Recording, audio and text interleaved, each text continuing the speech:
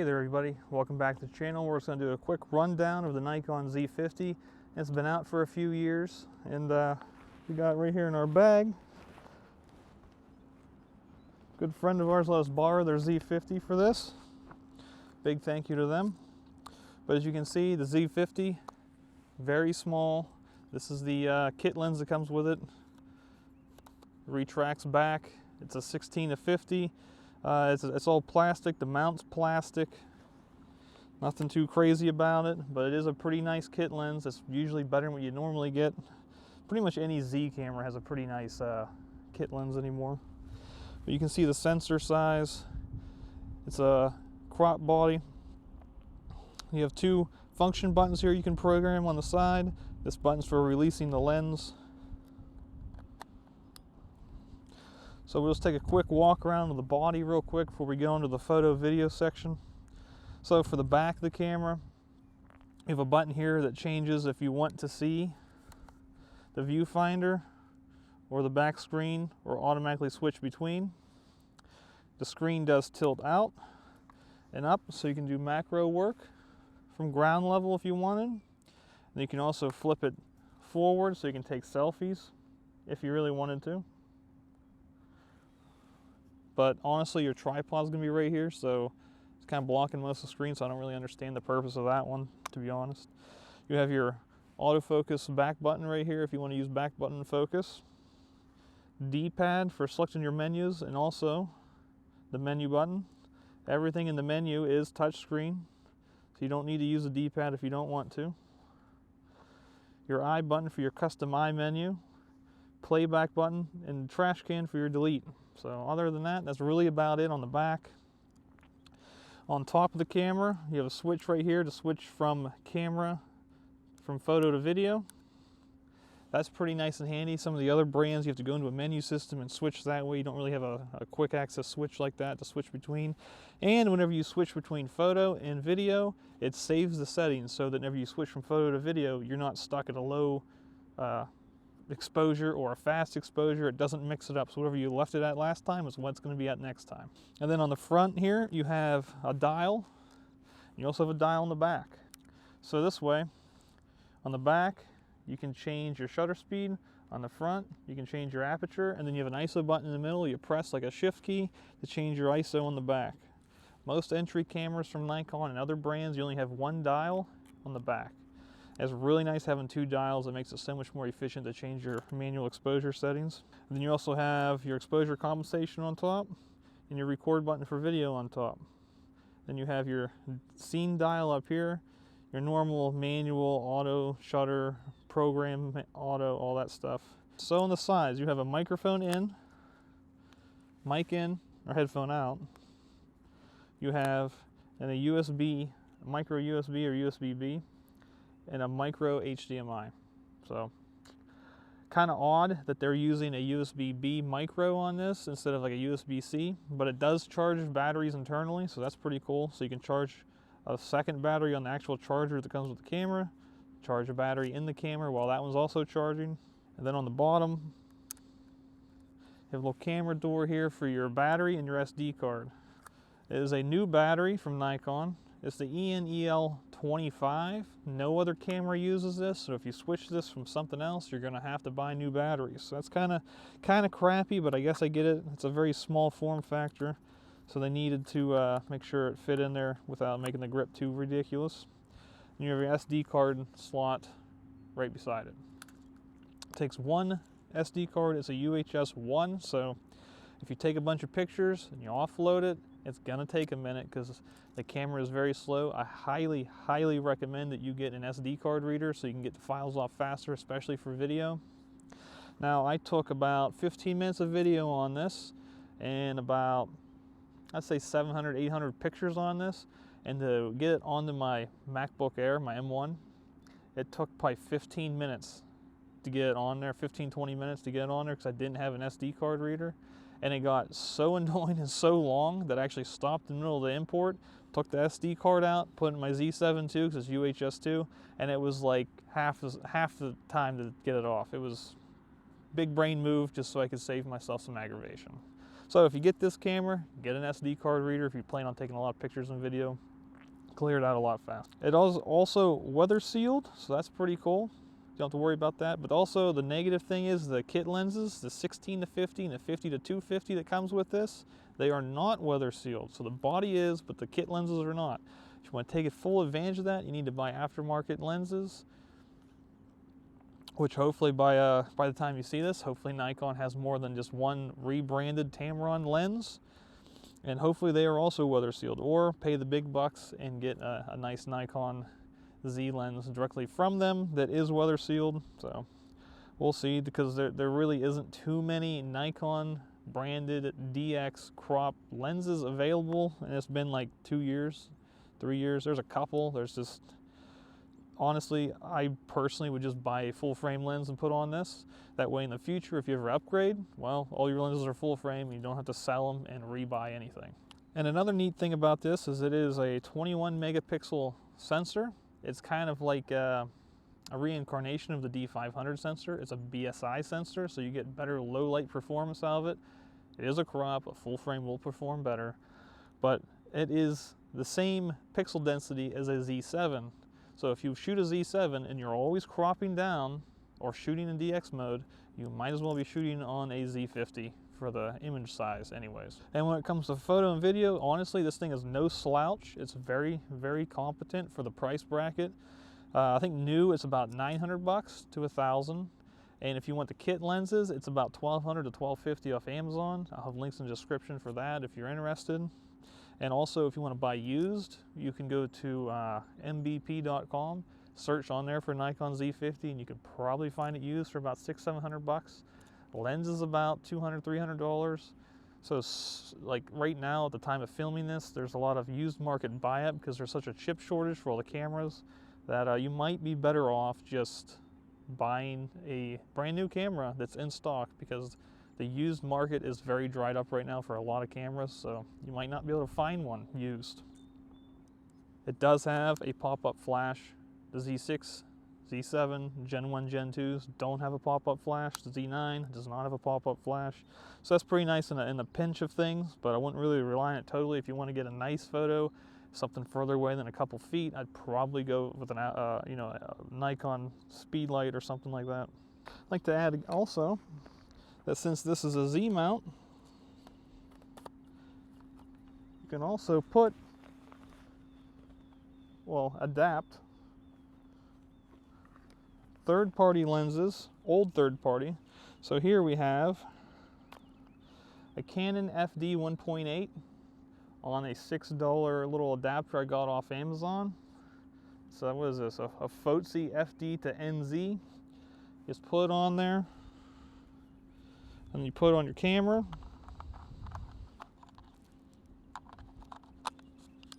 And now you can shoot all your Canon FD lenses from the 80s and 90s if you wanted to, or other branded lenses like Pentax, anybody else, A-mount if you really wanted to. Just find the adapter that's that brand or that lens mount to your Nikon Z, and away you go. But in the settings, you just got to program in what aperture it is, and it'll work flawless. But one of the negatives is this Z50 does not have IBIS in it, so it doesn't have in-body image stabilization inside the camera. So if you put a lens on that doesn't have VR, it's not going to be stabilized. You're going to have to rely on shutter speed to get a solid, non-blurred image. Just like a DSLR with a lens that doesn't have VR. So that's one thing to think about. If you want IBIS and you really think you need it, you're going to have to skip the Z50 and go to the Z6, 7, or a 9 if that's really what you want. Just something to keep in mind.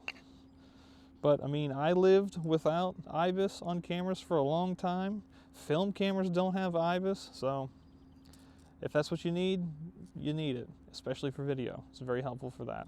Here we are using SnapBridge on our phone so we can control the camera and use it as an external monitor to check what we are recording with. If you can kind of see that, maybe. It has face detect on there, not really eye detect in video. That's for the higher end Nikon bodies. You do get it in photo though. So here we're using the Deity microphone on the shotgun mic plugged into the side of the camera. We don't have a headphone jack on this camera, so this is really all you got, but it works okay. So right now, you're listening to my lav mic. Now you're listening to the deity mic. It's about 10 feet from me. It really puts out the wind. You don't have to worry about the wind a whole lot. So that's a nice positive. And then here in a second, we're going to switch over to what the stock microphone sounds like. There we go. Now we're recording to the SD card on the camera. And we're going to listen to the stock sounds from the stock stereo microphones on the Z50. Picking up a little wind noise in there. It's not going to sound great. It's probably going to be tinny sounding. You can mess with it with an equalizer all you want. It's not going to be perfect. So here we're going to move over to the photo side. And real quick, you can also adjust all your exposure settings for video along the bottom here, next to the record button. Then for the photo side, we'll move over to that. And as you can see, we get eye tracking and photo mode. Then you just tap your face, starts tracking your face. A little bit of a lag per usual. This is on the kit lens. So then of course you can change your settings on the bottom here in manual, and then at the top you can also click this M. You can go to your automatic or your program modes and stuff. Then you can also just take pictures.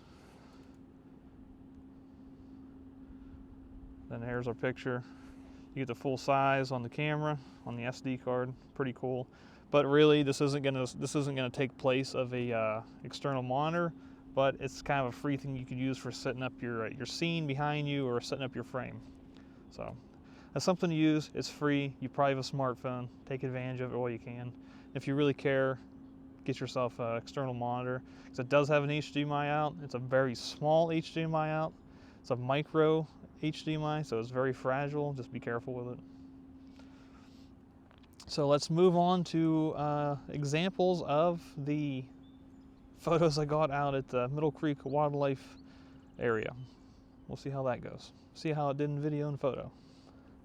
So here we're just going to go through some quick examples of before and after edits in the final image for each photo. The left is before, the right is after, as you can see.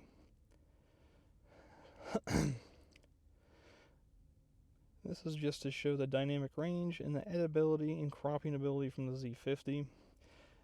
Make your own assumptions of what you see, what you like. Now some of the photos have been enhanced using Lightroom's enhance feature, which 4x the resolution. So if you crop down real small, you're going to... Now the final export is changed aspect ratio to 16:9 to fit YouTube and your TV. So let's just get right into it here. So the first scene, we have some cedar waxwings. They're in the tree at our house right before I left for my trip to Middle Creek. And you can really see the amount of light and detail you can pull out to make this a pretty awesome picture. Honestly, this is probably one of my favorite pictures that I took on the Z50 while using it. I've been hunting for waxwings for a long time, and I was just graced by their presence at our own house. They're just some of the most beautiful birds in my opinion, especially at sunset. So this was a new bird for me as well. This is a hooded merganser. And you can see there wasn't really too much editing that I did to this one, and I thought it came out pretty good. Just raised the shadows a little bit, increased some color. So here we have some tundra swans flying by. Now this was during me shooting a video on the Z50 at 1080p 120. So when you're shooting a video, you can press the shutter itself, and it will take a picture as you're taking video, but it will only be a JPEG. So this was an edited JPEG in Lightroom. So we just have a little congregation of Canada geese here. Again, nothing too crazy going on, just increase some colors and whatnot while zooming in a little for the final image. This was a flock of snow geese flying in, and you can see how far I cropped in on these here in a second. But I was able to retain some detail, and using Lightroom's enhance feature, I was able to really bring back some of that whenever I increased the resolution. This is a pair of eagles. It was across the lake. This is a shot at 900mm equivalent. Now whenever I crop way in, this is like a 200% crop, shall we say. It looks okay for social media, nothing too crazy here, but I just wanted to show that you can crop in, and this was enhanced in Lightroom for the super resolution that it can do. This is another example of using super resolution on the Z50. Another segment of tundra swans flying overhead, but this was a regular raw file, not from a video. And you can see you got some pretty good detail on that, even cropped in pretty good. using that super resolution in Lightroom really saves the day. And honestly, unless you're printing like a really big, like 11 by 17 or larger, this is going to be pretty good just for social media, for prints on your wall like an 8 by 10 or something. Just another example of a tundra swan flying by with some extra, I think, snow geese in the background, more heavy cropping, little color adjustments brought up in Lightroom Enhance. Then we have this lone snow goose, pretty far cropped in here again. Not too bad, honestly. I'm pretty impressed with it, but this is, again, with the Enhance feature in Lightroom. You're going to rely on that a lot with a Z50 if you crop in a lot, because it's only a 20 megapixel sensor, so cropping in only gives you like 2 to 5 megapixels if you go in this far, but Lightroom can increase that back to about 10 or 11, so it's perfectly capable for social media posts and whatnot, small prints, 4x6s if your kids and stuff, if they're far away, you don't have a long enough lens, that kind of thing. And then another example of a big flock of snow geese flying in, cropped way in, just using the Enhance feature. And then our final image is some snow geese coming in for a landing with a little bit of edit done to them, really showing off the range you can get out of this camera. And white objects are very hard to track, especially on like a pale background like this. And for the most part, the camera did pretty good as long as I kept it in area large, wide area large, and you just keep your subject in the box. It does pretty good for the most part. But if you're trying to take a picture of the geese below it, because there's a wide depth of field range of all the geese stacked up on the lake, the camera's going to struggle to try and figure out what it should focus on. So if it's a busy background and you have a subject in the middle of it and you want that one subject to be in focus, you should really be using single point or pinpoint focusing on that. So here in a second, we're just going to go through some video examples. Now these videos, they are edited. I'm not going to show the before and after for this part, but I just want to show you basically what you get out of it once you're done editing. And all of this was shot on a fluid head on a tripod, so it should be pretty stable for the most part. And we have some mixture of some 1080p 120 slow motion going on here. Now if you want to shoot 4K 120 slow motion, you're going to have to spend a couple $1,000s on just a camera body. And this is slightly cropped in with a little bit extra sharpening added because it is 1080p footage being upscaled to 4K. Sometimes you will get a little bit of shake just from the wind hitting the lens and stuff when you're doing this. So slow motion kind of helps eliminate that being noticeable. But when you try and stabilize it also in post, sometimes you get some weird vibrations going on in your image.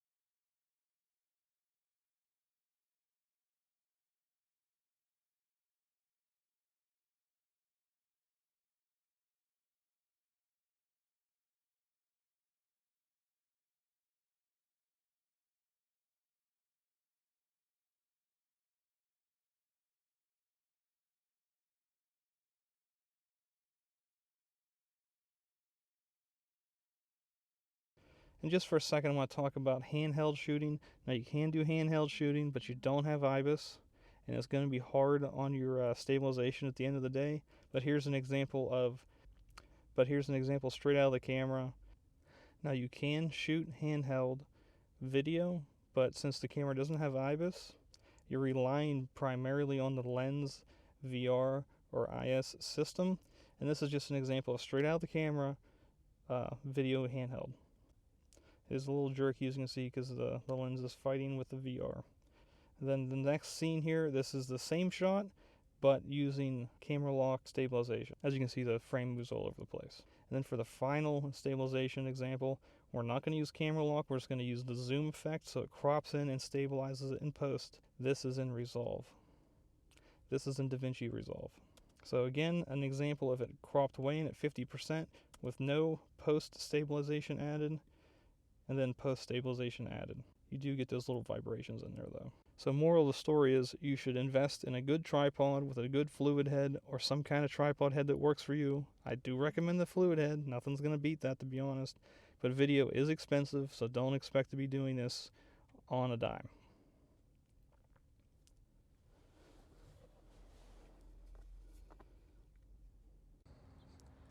It's kind of wild how much the weather has changed in 24 hours. Yesterday it was 40, kind of overcast, not too bad, and now we're getting a couple inches of snow, and it's snowing pretty good.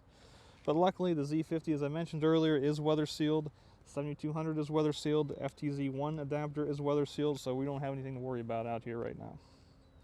Just gotta make sure keep water off the back LCD, because it'll make it kind of hard to use, just like your cell phone outside. Let's get into the burst speeds here. You have 3 settings really: continuous low, continuous high, and continuous extended. So for low, you have the option of picking between 1 and 4 frames per second. So we'll just go with 3 frames per second, and we'll just see how many frames we can get in a burst and what it sounds like.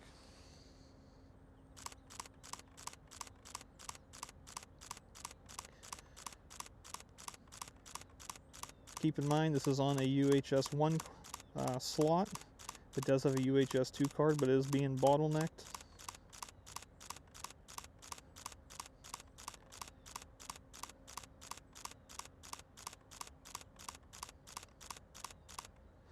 Okay, so let's see how many we got. 71 photos at 3 frames per second.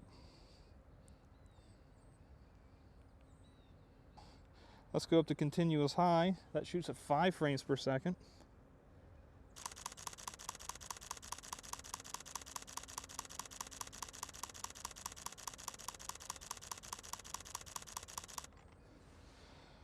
For that, we got 43 shots in that burst before the camera had the buffer.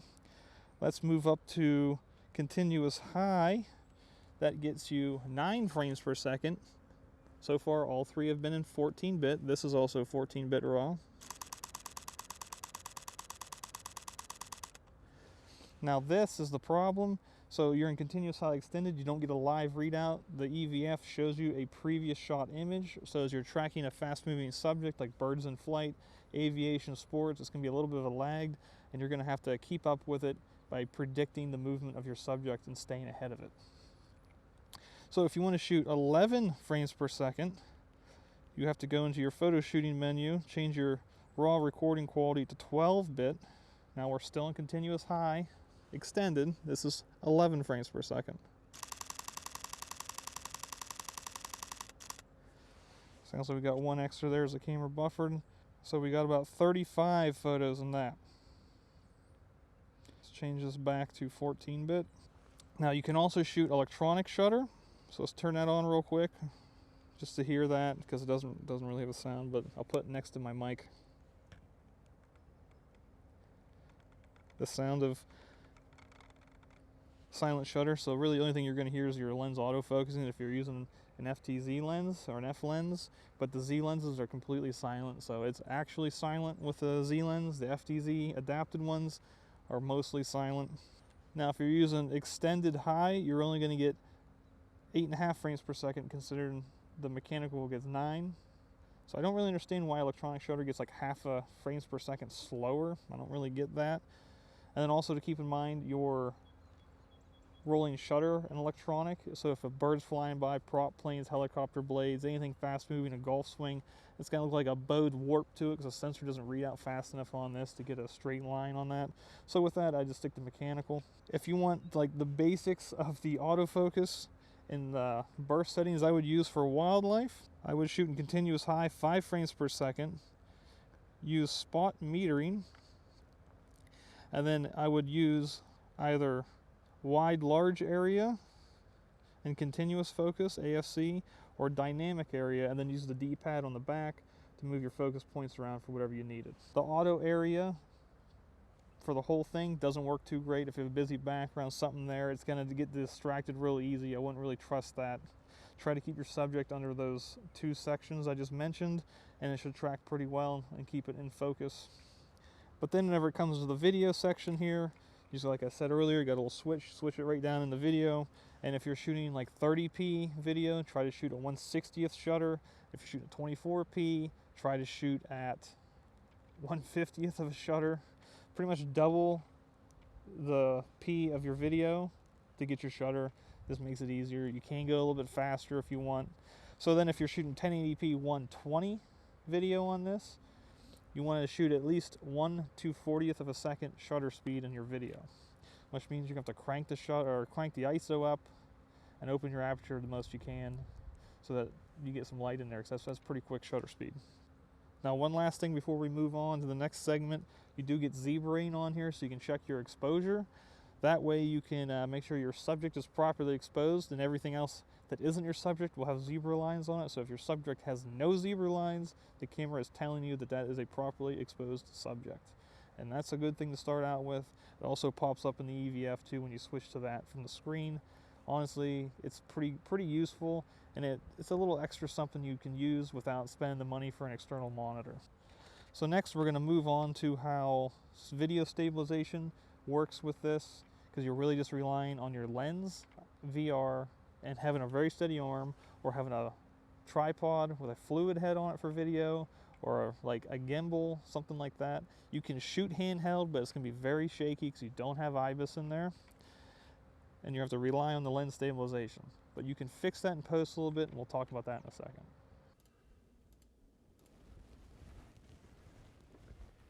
Really want your pictures to pop, get that crispness, those amazing colors, the really nice vibrancy to it, the sharpness, the overdone HDR, the teal and orange of Instagram. Do you want to be an influencer? Do you want to have that look? Well, look no further. I have a perfect preset pack for you. It's about $2,000 plus a little bit of your honor and soul, but it helps me out, and I really appreciate that. I can use that money to buy other things like someone else's preset to resell to you under a different name. I really like that idea. I appreciate that one. And then also this way it takes away all your creativity. All your shots look like they came from me, so everyone will confuse your work for mine. And this way it'll keep you from learning how to edit too. So that's good. It really brings you down to a lower level so I can look better. You know, that's good. It's good for me. So yeah, you know, it's only $2,000. It's a heck of a steal. You get like 4 presets in it. It's amazing. It's the best. Now, if you can't tell, all sarcasm, I don't have presets. I hate them. I think they're the worst thing you could ever buy. It's a waste of money. You should use that use that cash to buy some other equipment for you, or save up, get a better tripod, pay for online classes in photography, other things that could actually help you instead of trying to mimic someone else's work. So if you want presets, there's a lot of places you can download free ones. There's film emulations you can get that are presets to download that are free from different places. You don't need to pay someone on YouTube that has millions of followers so that your work can look like theirs. So it's just wasting money and time. And the best way you can learn to be a better photographer is to get on Lightroom, start playing with the sliders, see what they do, see what you like, what you don't like, and go from there. Do not mimic someone else's work. And then if you make something that you like, make your own presets. Save it as your own. Give them catchy titles. Then maybe when you have a couple 100,000 followers on YouTube or Instagram or social media, you can sling them for 20 bucks a pop, so that everyone else can look like your work. So, on with the video. So here we find ourselves at the end of the video, and let's just have some finishing thoughts about the Z50. So one of the things that I don't like about it is the mode dial on top doesn't have a lock on it. So whenever you take it in and out of your bag, you can accidentally bump it and put it back to automatic or one of the other settings, and it'll leave manual. Not a fan of that. The battery doesn't really last that long for video. Right now it said 3 bars of battery, and it just blinked red like it was going to be dead, and then I switched from the back screen to the EVF, and then went back to 3 bars. So it's very finicky with the battery icon, because you don't have a percentage in the camera that shows you in the menu what percent of battery is left or how many shots you've taken on the battery. And mentioned earlier in the video, don't like how long it takes to unload the camera with photo or video. Your best bet's get an SD card reader. Make your life so much easier.